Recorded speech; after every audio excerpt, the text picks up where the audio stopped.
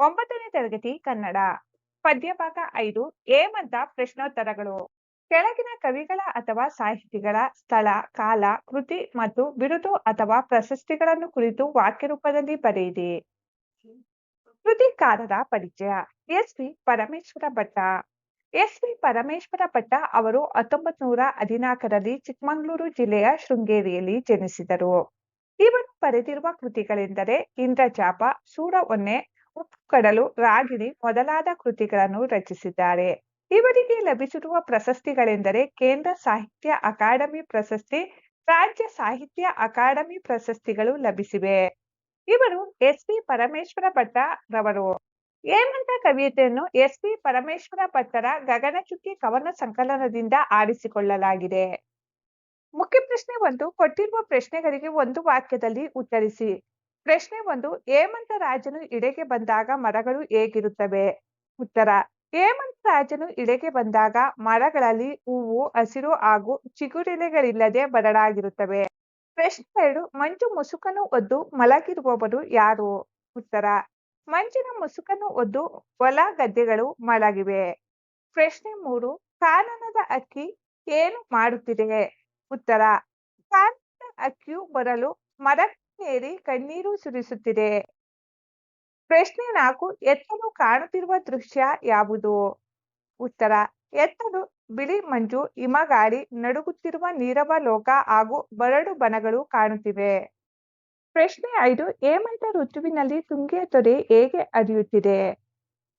ಉತ್ತರ: ಹೇಮಂತ ಋತುವಿನಲ್ಲಿ ತುಂಗೆಯ ತೊರೆಯು ನಡುಗಿ ಮೈನೆನೆದು ಮೆಲ್ಲನೆ ಸರಿಯುತ್ತಾ ಮುಖದ ಜವನಿಕೆಯನ್ನು ಎಳೆದು ಹರಿಯುತ್ತಿದೆ. ಪ್ರಶ್ನೆ 6. ಯಾವುದಕ್ಕೆ ತಲೆಬಾಗಬೇಕೆಂದು ಕವಿ ಹೇಳುತ್ತಾರೆ? ಉತ್ತರ: ಹೇಮಂತ ಋತುವಿನ ಕಠಿಣ ಶಾಸನಕ್ಕೆ ಸೃಷ್ಟಿಯು ತಲೆಬಾಗಬೇಕೆಂದು ಕವಿ ಹೇಳುತ್ತಾರೆ. ಪ್ರಶ್ನೆ 7. ಜೀವಿಗಳ ಧರ್ಮ ಯಾವುದು? ಉತ್ತರ: ಒಂದೊಂದು ಋತುವಿನಲ್ಲಿ ಒಂದೊಂದು ರೀತಿಯಲ್ಲಿ ಸಂಸ್ಕಾರ ಪಡೆಯುವುದೇ ಜೀವಿಗಳ ಧರ್ಮವಾಗಿದೆ. ಮುಖ್ಯ ಪ್ರಶ್ನೆ 2. ಕೊಟ್ಟಿರುವ ಪ್ರಶ್ನೆಗಳಿಗೆ 3-4 ವಾಕ್ಯಗಳಲ್ಲಿ ಉತ್ತರಿಸಿ. ಪ್ರಶ್ನೆ 1. ಹೇಮಂತನು ಬಂದಿಳಿದಾಗ ಲೋಕದ ಪರಿಸ್ಥಿತಿ ಹೇಗಿತ್ತು? ಉತ್ತರ: ಹೇಮಂತನು ಭೂಮಿಗೆ ಬಂದಿಳಿದಾಗ ಎತ್ತಲು ಬಿಳಿ ಮಂಜು, ಚಳಿ ಹಾಗೂ ತಣ್ಣನೆಯ ಹಿಮಗಾಳಿ ಆವರಿಸಿತ್ತು. ಹೂವು ಹಸಿರು, ಚಿಗುರೆಲೆಗಳಿಲ್ಲದೆ ದುಂಬಿಗಳ ಝೇಂಕಾರ ಮತ್ತು ಹಕ್ಕಿಗಳ ಹಾಡು ನಿಂತು ಹೋಗಿತ್ತು. ಲೋಕವೆಲ್ಲವೂ ಜಡತ್ವ ಹಾಗೂ ನೀರಸ ವಾತಾವರಣದಿಂದ ಕೂಡಿದ್ದು ಮೌನ ಮತ್ತು ಶೂನ್ಯತೆಯಿಂದ ತುಂಬಿತ್ತು. ಪ್ರಶ್ನೆ 2. ಹೊಲ ಗದ್ದೆಗಳು ಮತ್ತು ನದಿಗಳ ಮೇಲೆ ಹೇಮಂತನ ಪ್ರಭಾವ ಏನು? ಉತ್ತರ: ಹೇಮಂತನ ಪ್ರಭಾವದಿಂದ ಹೊಲ ಗದ್ದೆಗಳು ದಟ್ಟವಾದ ಮಂಜಿನ ಮುಸುಕನ್ನು ಹೊದ್ದು ಮಲಗಿರುವಂತೆ ಕಾಣುತ್ತಿದ್ದವು. ತುಂಗೆಯ ತೊರೆಯು ಚಳಿಯಿಂದ ನಡುಗಿ ಮೈನೆನೆದು ಮೆಲ್ಲನೆ ಸರಿಯುತ್ತಾ ತನ್ನ ಮುಖಕ್ಕೆ ಮಂಜಿನ ಪರದೆಯನ್ನು ಎಳೆದುಕೊಂಡು ಹರಿಯುತ್ತಿರುವಂತೆ ಭಾಸವಾಗುತ್ತಿತ್ತು. ಪ್ರಶ್ನೆ 3. ಹೇಮಂತ ಋತುವಿನಲ್ಲಿ ಮರಗಳ ಸ್ಥಿತಿ ಹೇಗಿರುತ್ತದೆ? ಉತ್ತರ: ಹೇಮಂತ ಋತುವಿನಲ್ಲಿ ಮರ ಗಿಡಗಳು ಚಿಗುರೆಲೆ ಹಾಗೂ ಹೂಗಳನ್ನು ಕಳೆದುಕೊಂಡು ಬರಿದಾಗಿರುತ್ತವೆ. ಬಣ್ಣದ ಕಂಗೊಳಿಸುವ ಶೃಂಗಾರವಿಲ್ಲದೆ ಮೌನವಾಗಿ ಮೈದೆಗೆದು ಮನ ಮುರಿದು ಭಾಗ್ಯಹೀನರಂತೆ ನಿಲ್ಲುತ್ತವೆ.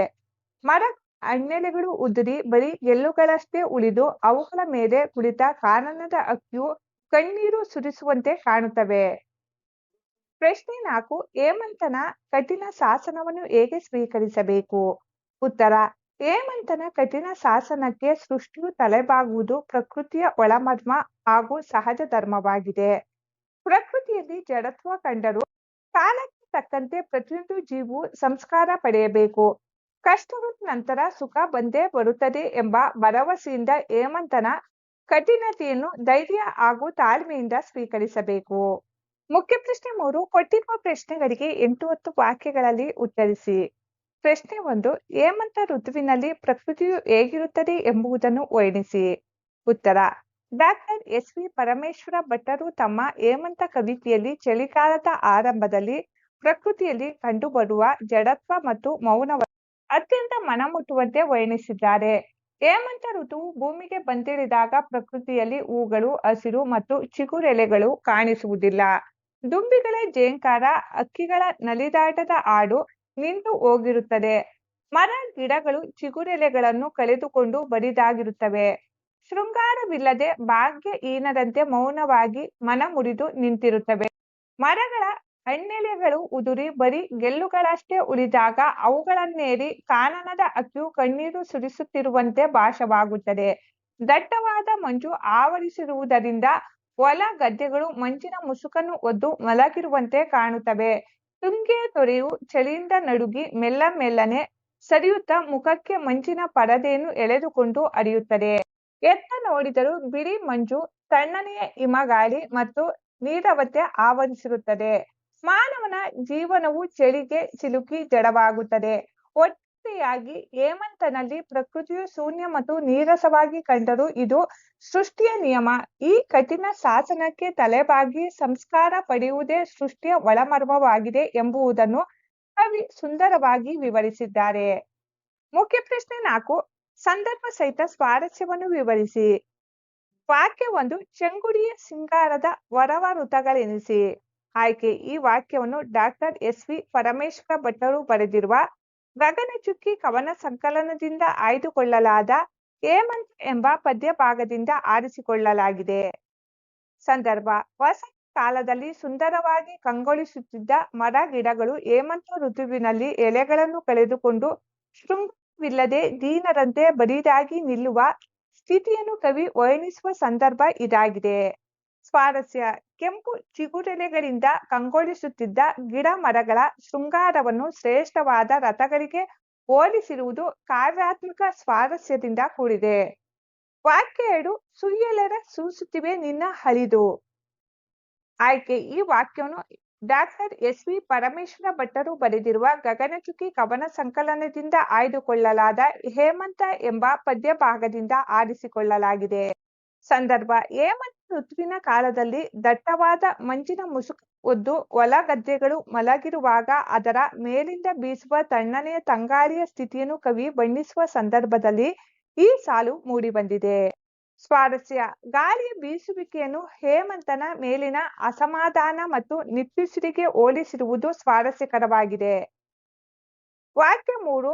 ಕಣ್ಣೀರು ಸುರಿಸುತ್ತಿವೆ ಕಾನನದ ಹಕ್ಕಿ. ಆಯ್ಕೆ. ಈ ವಾಕ್ಯವನ್ನು ಡಾಕ್ಟರ್ ಎಸ್ ವಿ ಪರಮೇಶ್ವರ ಭಟ್ಟರು ಬರೆದಿರುವ ಗಗನಚುಕ್ಕಿ ಕವನ ಸಂಕಲನದಿಂದ ಆಯ್ದುಕೊಳ್ಳಲಾದ ಹೇಮಂತ ಎಂಬ ಪದ್ಯ ಭಾಗದಿಂದ ಆರಿಸಿಕೊಳ್ಳಲಾಗಿದೆ. ಸಂದರ್ಭ: ಹೇಮಂತದ ತೀವ್ರ ಚಳಿಗೆ ಮರಗಳ ಹಣ್ಣೆಲೆಗಳು ಉದುರಿ ಬರೀ ಗೆಲ್ಲುಗಳಷ್ಟೇ ಉಳಿದಾಗ ಆ ಬರಿದಾದ ಮರಗಳ ಮೇಲೆ ಕುಳಿತಿರುವ ಕಾಡಿನ ಪಕ್ಷಿಗಳ ದೀನ ಸ್ಥಿತಿಯನ್ನು ವಿವರಿಸುವ ಸಂದರ್ಭ ಇದಾಗಿದೆ. ಸ್ವಾರಸ್ಯ: ಪ್ರಕೃತಿಯ ವೈಪರೀತ್ಯಕ್ಕೆ ಕಾಡಿನ ಹಕ್ಕಿಯು ದುಃಖಿಸುತ್ತದೆ ಎಂಬುದನ್ನು ಮಾನವೀಯ ಭಾವನೆಯೊಂದಿಗೆ ಚಿತ್ರಿತಗೊಳಿಸಿರುವುದು ಕವಿತೆಯ ಸ್ವಾರಸ್ಯವಾಗಿದೆ. ವಾಕ್ಯ 4. ಎತ್ತಲು ನಡುಗುತ್ತಿಹ ನೀರವಲೋಕ. ಆಯ್ಕೆ. ಈ ವಾಕ್ಯವನ್ನು ಡಾಕ್ಟರ್ ಎಸ್ ವಿ ಪರಮೇಶ್ವರ ಭಟ್ಟರು ಬರೆದಿರುವ ಗಗನಚುಕ್ಕಿ ಕವನ ಸಂಕಲನದಿಂದ ಆಯ್ದುಕೊಳ್ಳಲಾದ ಹೇಮಂತ ಎಂಬ ಪದ್ಯ ಭಾಗದಿಂದ ಆರಿಸಿಕೊಳ್ಳಲಾಗಿದೆ.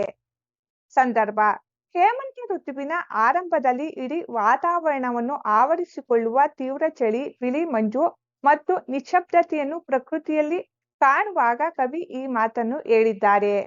ಸ್ವಾರಸ್ಯ: ನಿಶ್ಶಬ್ದವಾದ ಇಡೀ ಲೋಕವೇ ಚಳಿಗೆ ನಡುಗುತ್ತಿದೆ ಎಂದು ಕಲ್ಪಿಸಿರುವುದು ಈ ಸಾಲಿನ ವಿಶೇಷ ಸ್ವಾರಸ್ಯವಾಗಿದೆ. ವಾಕ್ಯ 5.